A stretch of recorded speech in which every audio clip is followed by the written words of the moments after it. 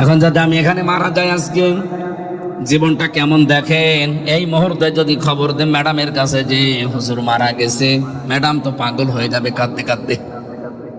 হয়তো 2-3 দিন খাওয়া দাওয়া বন্ধ করে দেবে। 7 দিন একাধারে দেখবেন সে পাগলের মতো 10 দিনের ভেতরে স্বাভাবিক হয়ে গেছে।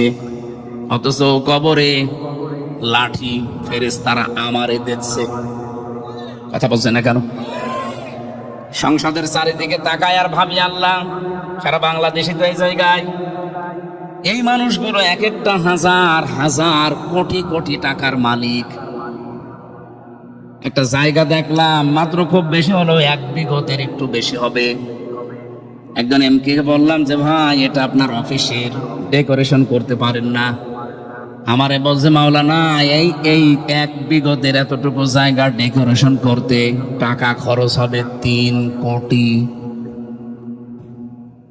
আমাদের কানে যে মাইক দেয় দেখেছেন, ওটা খুব বেশি হলেও 390 টাকা দাম। অথচ ওইটা কিনেছে শুনলাম এক একটা 14,500 টাকা দিয়ে। মানে 390-400 টাকায় নাই হলো, সেটা যদি 14,500 টাকা দিয়ে কিনে তাহলে 14,100 টাকায় লাভ। এরকম 1-2টা মাইক না, ওখানে মাইক আছে 300 জনের 300টা, আরো 50টা মহিলাদের, তার মানে 350। আপনি বলেন এটা গেলে মাইকে গেল।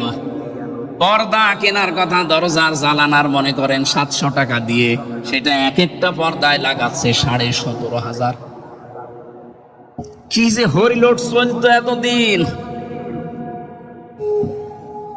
এই কাজগুলো যারাই করেছে তারাই তো হাজার হাজার কোটি টাকার মালিক। এইভাবে জনগণের মাথার উপরের এই টাকা দিয়ে, তাছাড়া বৈধভাবে একটা মানুষ 5,000 কোটি টাকার মালিক হয় কি করে আপনি বলেন?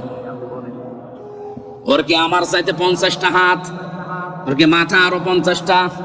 কি করেছে যে এত টাকার মালিক হয়ে গেল?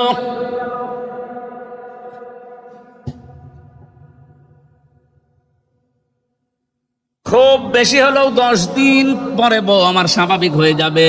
অথচ কি কান্না করতো এই 7-8 দিন। ঠিক দেখবেন 4 মাস 10 দিন পরে আমার শ্বশুর বলবে, আমার আব্বাকে যে বিয়ায় হামজা তো মরেই গেছে, মেয়ে আর কতদিন রাখা যায়? ঠিক ম্যাডামকে নিয়ে অন্য জায়গায় বিয়ে দিয়ে দেবে। এ যাবে না? স্বাভাবিক। সর্বোচ্চ 5 দিন সংসার করার পরে শ্বশুর যদি জিজ্ঞাসা করে, তামান্না, এ জামাইটা কেমন?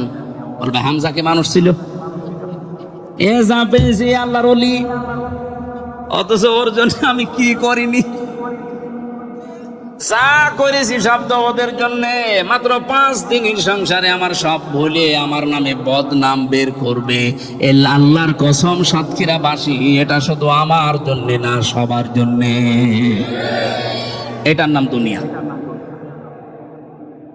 এই জন্য সবাইকে উদ্দেশ্য করে বলছি, কি করবেন এগুলো করে? এগুলো 17.5 বছরে অনেকেই করেছে, এখন নিজের সম্পদও নিজে খেতে পারে না।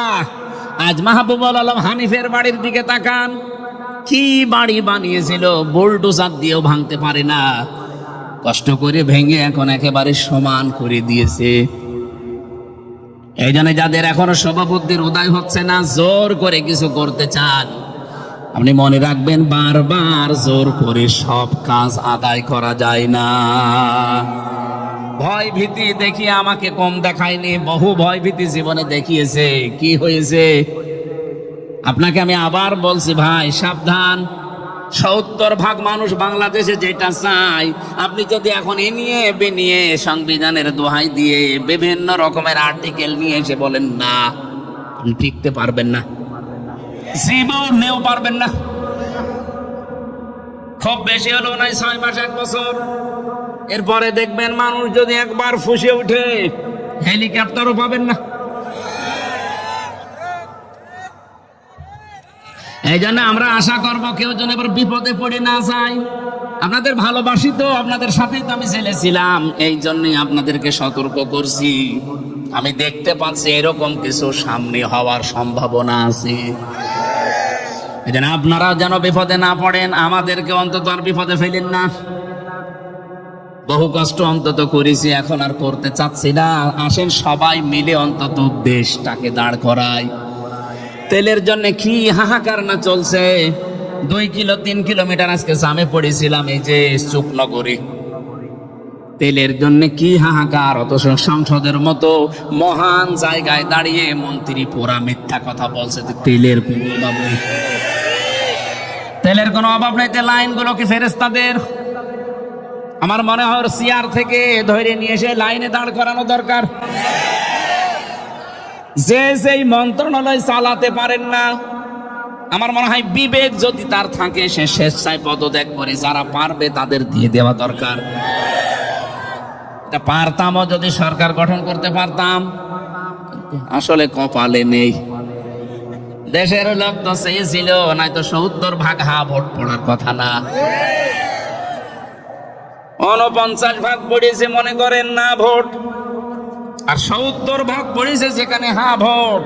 তার মানে দেশের জনগণ আমাদেরকে চাচ্ছিল। ইঞ্জিনিয়ারিং করে হয়তো হয়নি, সেটা নাই, বাদই দিলাম, দেশের স্বার্থে জনগণের স্বার্থে, কিন্তু দেশটা তো ভালোভাবে চালাবেন। শুনেছি এই সমস্ত মন্ত্রীরা হাজার হাজার কোটি টাকার মালিক। কি করবেন? এ টাকা কবরে নিয়ে যাবেন, এক পা কবরে এক পা ডাঙ্গায়। দেখি তো মানুষগুলো নড়তেও পারে না ভালো করে। কালকে একজন এমপি কথা বলছিল, দেখেন কি অসুস্থ। কি করবেন আপনারা? আমি আবার বলছি ভাই, আমি নিজের জন্য শুধু বলছি না, সবার জন্য। আসেন, ফিরে আসেন, জনগণের কাতারে দাঁড়ান। যতটুকু না হলে না, এতটুকু নিয়ে চলার চেষ্টা করেন। আল্লাহর কসম, এই অল্প জিনিসে আল্লাহ বরকত দেবেন। হযরতে আবু বকরের জীবনীটা প্রথম দিন সংসদে শুনেছিলাম। মাননীয় স্পিকার এই কথাটা তিনি বলছিলেন, ডেপুটি স্পিকার।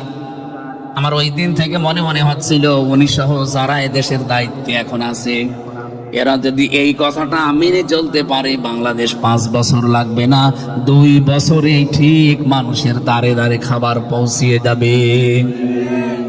খলিফাতুল মুসলিমিন হযরতে আবু বকর সিদ্দিক রাদিয়াল্লাহু তাআলা আনহু, তার সন্তানটা একদিন এসে বলে, ও মা, আমি পায়েস খেতে চাই। হযরত উম্মে রুমানা রাদিয়াল্লাহু তাআলা আনহা আবু বকরের স্ত্রী বললেন, বাবা, পায়েস তো বানাবো, সে টাকা, সেই রকম সম্পদ আমাদের কাছে এখন নেই, বাবার কাছে বলো।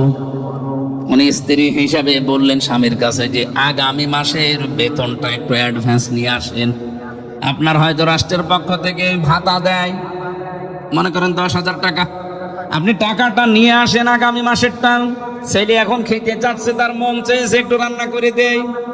উনি গেলেন অর্থমন্ত্রীর কাছে, বাইতুল মালে যিনি দায়িত্বে আছে, বললেন আগামী মাসের বেতন আমারে দিয়ে দেন, আমার জরুরি কাজে লাগবে। বাইতুল মালে যিনি দায়িত্বে আছে উনি বললেন, খলিফা, আগামী মাস পর্যন্ত সরকারে আপনি থাকবেন, চেয়ারে থাকবেন, এই গ্যারান্টি আপনারে দিল কে? জনগণ যে আপনারা আগামী মাস পর্যন্ত রাখবে, গ্যারান্টি আপনি পেলেন কোথায়? 2 নম্বরে, আগামী 1 মাস আপনি দুনিয়ায় বেঁচে থাকবেন, সেটা লিখে দেন, এরপরে আগামী মাসের বেতন দেব। আমার মনে হয় দেশে যারা এখন দায়িত্বে আছে 1628 জন, এবং আমরা যারা বিরোধীতে আছি অন্তত 77 জন, সবাই যদি সরকারকে এভাবে এইটে ধরতে পারি, সরকারও টাইট থাকবে। তো পারছি কই? কারণ কোন আইন পাশ করতে হলে আমরা মাত্র 77 আর ওরা 211।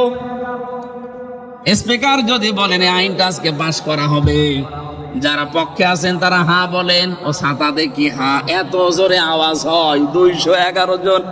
আর না বললে 77 জনে ওদের অর্ধেকও না। কিয়ামত পর্যন্ত এরকম থাকলে আইন পাশ হবে? বলেন বলেন। আমরা চাচ্ছি আগামীতে যদি সত্যি আমরা এই হায়ের পক্ষে 151 জনকে নিয়ে যেতে পারি, আল্লাহর কসম দেশে কোরআনের নিয়ম নীতিগুলো একটা একটা করে চালু হলে আমাদের অভাব থাকবে না। নামাজের জন্য ওয়াজের মাহফিল করা লাগবে না, কারণ কোরআনে কারিমে আল্লাহ জানিয়েছেন, আল্লাযীনা ইম্মাক্কান্নাহুম ফিল আরদি আকামুস সালাহ, আমি যদি ঈমানদারকে ক্ষমতা দেই তারা নামাজ কায়েম করবে। যদিও কালকে আমার ফলোয়ার আছে, আমি আশা করছি কাল 7 মিনিট সময় পাবো। কালে 15-20 সেকেন্ডের জন্য এটা তুলে ধরবো যে মাননীয় স্পিকার, যদিও নোটিশ দেওয়া লাগে, ওটা আবার পাশ করতে হয়, তারপরও কালকে সংসদে তুলবো ইনশাল্লাহ, যে আমাদের দেশে 92% মুসলমান আমরা রাষ্ট্রীয়ভাবে নামাজ কায়েম চাই। উনি হয়তো বলবে যারা এই পক্ষে আছেন হ্যাঁ বলেন, হ্যাঁ তো হয়তো 77 জন নাই হাত তুলবে, বাকি 213 জন না। ভেতরে ভেতরে আমি কাজ করেছি, এই 211 জনের ভেতরেও কিছু কিছু মানুষ বলেছে হুজুর তোলেন, আমরাও আছি। তো এরা যদি, আমার মনে হয় যতগুলো মানুষের সাথে যোগাযোগ করলাম, সবাই যদি কালকে কথাটা ঠিক রাখতে পারে, এটা হয়তো আগামীতে পাশ হবে। নোটিশ দিতে বলবে, দেব নোটিশ, দেওয়ার পরে যেই দিন বলবে আজকে হাত তোলেন যারা হ্যাঁ আছেন, আমি আশা করছি যেহেতু মুসলমান আমরা, খালি 2 জন হিন্দু আছে, গয়েশ্বর বাবু আর নিতাই চন্দ্র রায়, এই 2 জন বাদে সব আমরা অন্তত মুসলমান। নারী হোক আর পুরুষ হোক সব আমরা মুসলমান। 151 জন, বেশি লাগবে না, 151 জন যদি কালকে বলতে পারে মাননীয় স্পিকার আমরা হায়ের পক্ষে আছি, বাংলাদেশে আর নামাজের ওয়াজ করা লাগবে না, নামাজ আপনি পড়বেন, আপনার বাপ পড়বে। এটা আপনারা চান না? কালকে আপনারা কারা চান দেখি আগে হ্যাঁ বলেন তো, লিল্লাহে তাকবীর। দেখেন তো হাত বলেনি কে?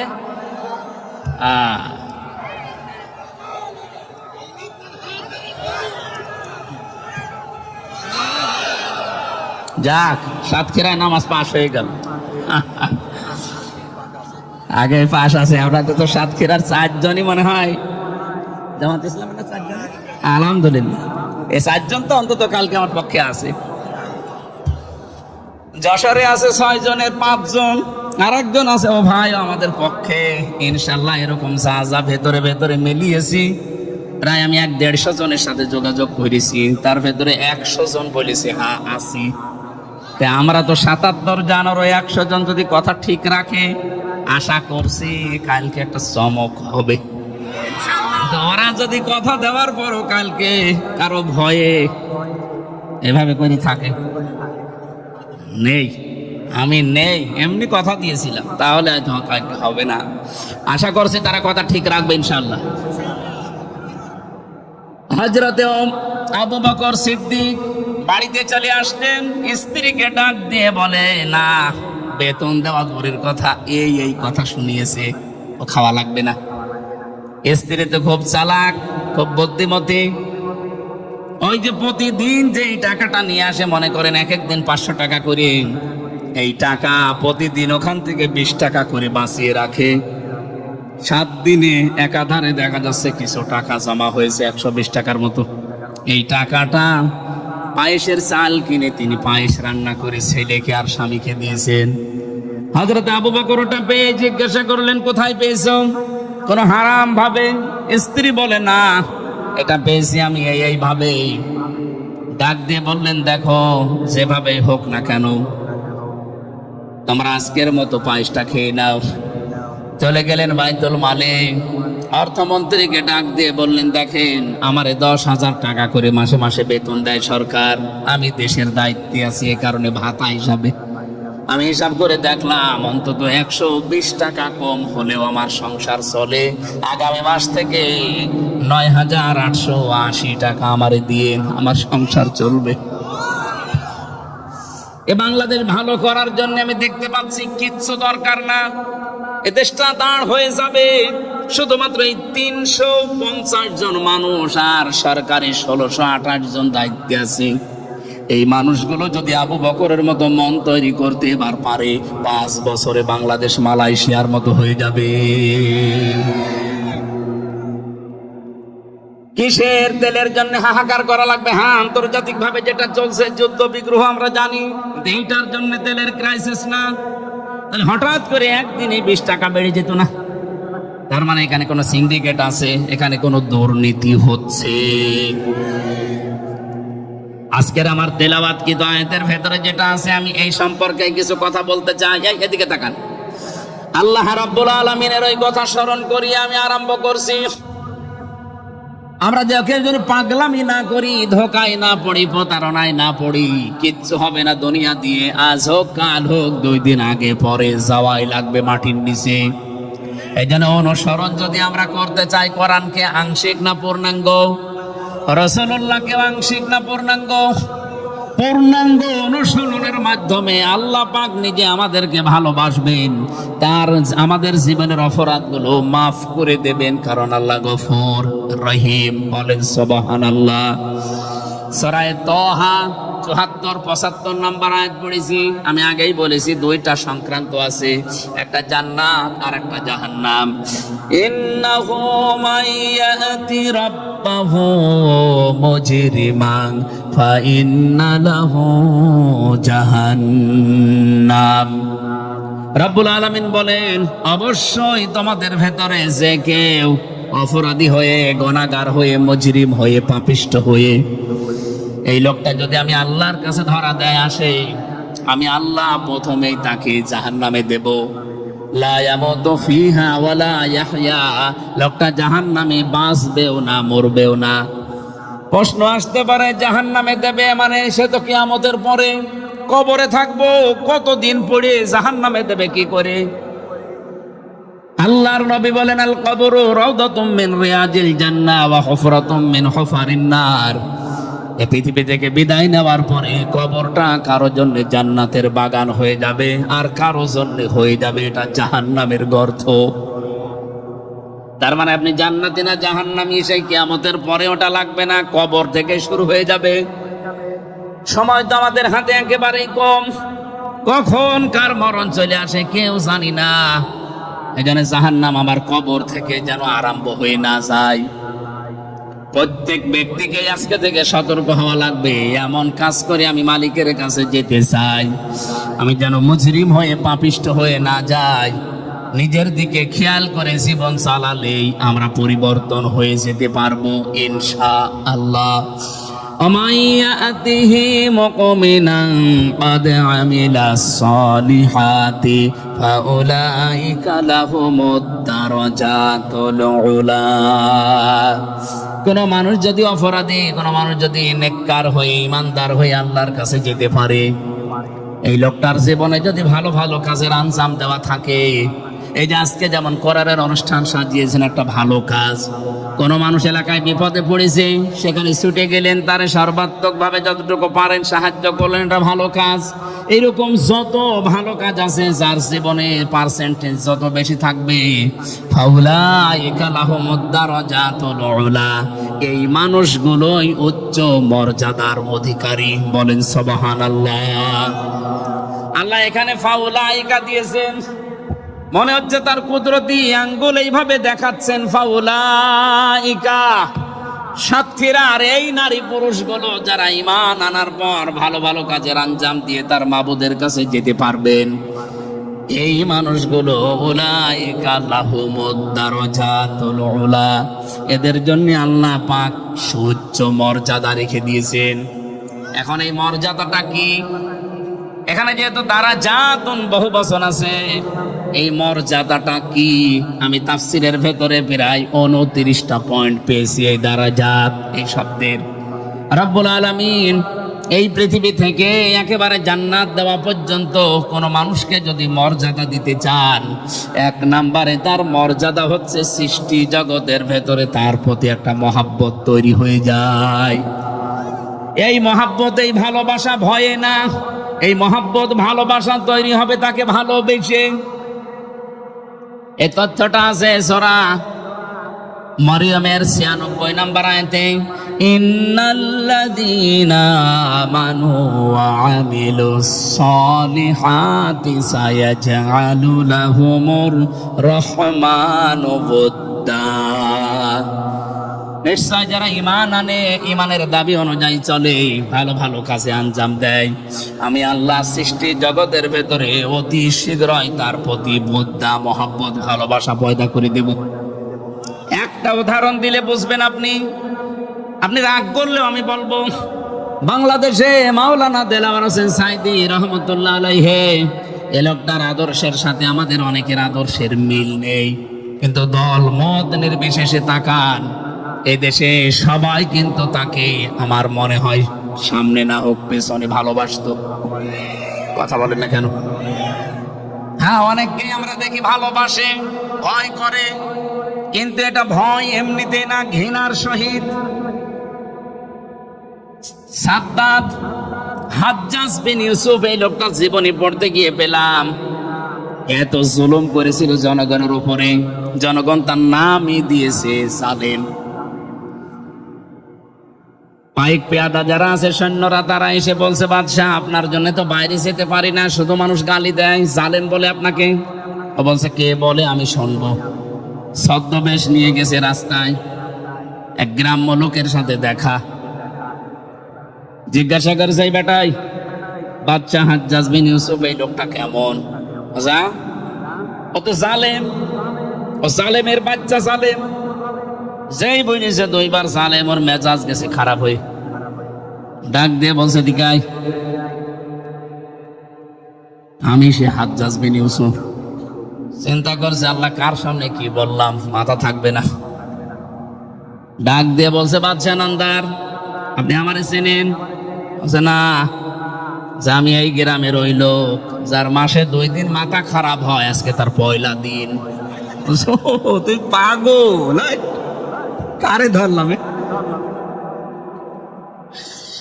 মাসে 2 দিন মাথা খারাপ হয়, আজকে পয়লা দিন, তার মানে আর একদিন হবে।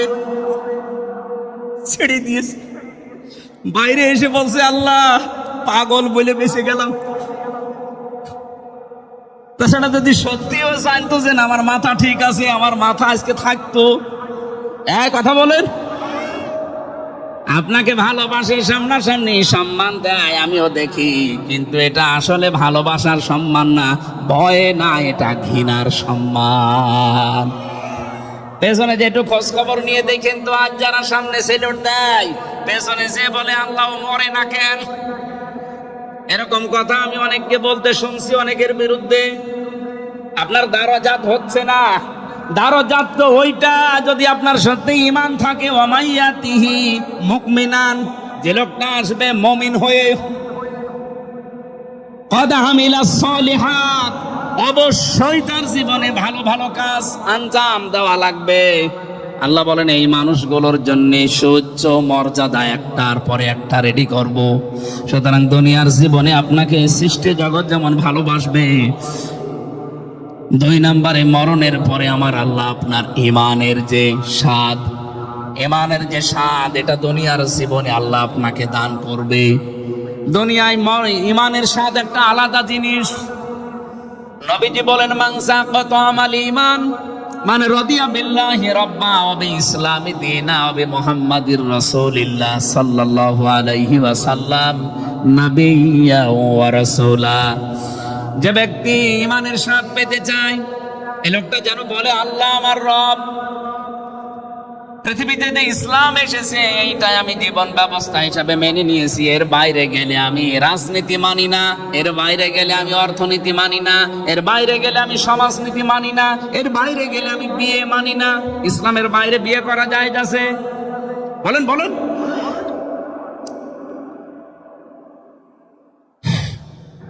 সব মিলে তার মানে আমি সিদ্ধান্ত নিয়েছি, ইসলামের বাইরে গেলে আমি কিচ্ছু মানি না। এমনকি ইসলামের বাইরে যদি আমার নেতা চাই, ওই নেতাকেও মানি না। ইসলামের বাইরে আমার মা বাবা গেলেও মা বাবাকেও মানি না। হ্যাঁ, তাদের হক আমি আদায় করি, কিন্তু তাদের আনুগত্য আমি জীবনও করব না, কারণ আমার মা বাবার জন্য আমার আখেরাত আমি নষ্ট করতে পারি। 3 নম্বরে, এই পৃথিবীতে আদর্শ হিসাবে আমি রাসূল ছাড়া কাউকে মানি না। নবীজি বলেন, এই লোকটা ঈমানের স্বাদ পেয়েছে। এখন আপনি পেয়েছেন কিনা দেখেন। আপনার এই যে দারাজাত, মর্যাদা, এটা আপনাকে পাওয়া লাগবে দুনিয়াতেই। 3 নাম্বারটা বলবো এবার, নাকি রাত হয়ে গেল? আপনারা থাকবেন তো ইনশাআল্লাহ? এই মাহফিলটা কয়েকদিনের ব্যবধানে দেওয়া, এরা খুব বেশি প্রস্তুত নিতে পারেনি। আর ওই যে একটা মানে ধূম্র জালের ভেতরে ছিল, আসবো কি আসবো না, এরকম একটা ঝামেলা ছিল। এই জন্য আপনারা যা নিয়ে এসেছেন, আমি মনে করলাম দিয়েছেন আপনারা। এরপরও কমিটির এই যে সভাপতি বলছে আমাদের আরেকটু কিছু দিতে বলেন। যারা রুমাল নিয়ে যাচ্ছে 2-3 মিনিট থাকবে, 2-3 মিনিটের ভেতর ওটা শেষ করে দিন। আমরা বলছি কই আপনাদের লোকজন নেই? সাইডে লোক আছে বলে ওরা একটু ঢুকে যাক। আপনার এখান থেকে যদি আরেকটু কিছু আসে এনাদের একটু চাপ কমবে। এত বড় বিশাল আয়োজন, মেয়েদের জন্য প্যান্ডেল বানিয়েছেন? হ্যাঁ, মেয়েদের জন্য প্যান্ডেল আছে, মেয়েদেরকে আরো ডবল জায়গা দিয়েছে। যান, এটা মনে হয় মহিলা প্যান্ডেল না? কয় লোকজন কয়, যা তাড়াতাড়ি যান, এক লাইন দিয়ে চলে যান। সুবহানাল্লাহ আলহামদুলিল্লাহ লা ইলাহা ইল্লাল্লাহ, সুবহানাল্লাহ আলহামদুলিল্লাহ লা ইলাহা ইল্লাল্লাহ। এই কি আশ্চর্য! সামর্থ্য থাকলে আপনি দেন, না থাকলে বসে থাকেন, ওঠাউঠি করবেন না ভাই। লা ইলাহা ইল্লাল্লাহ মুহাম্মাদুর রাসূলুল্লাহ, আল্লাহুম্মা সাল্লি আলা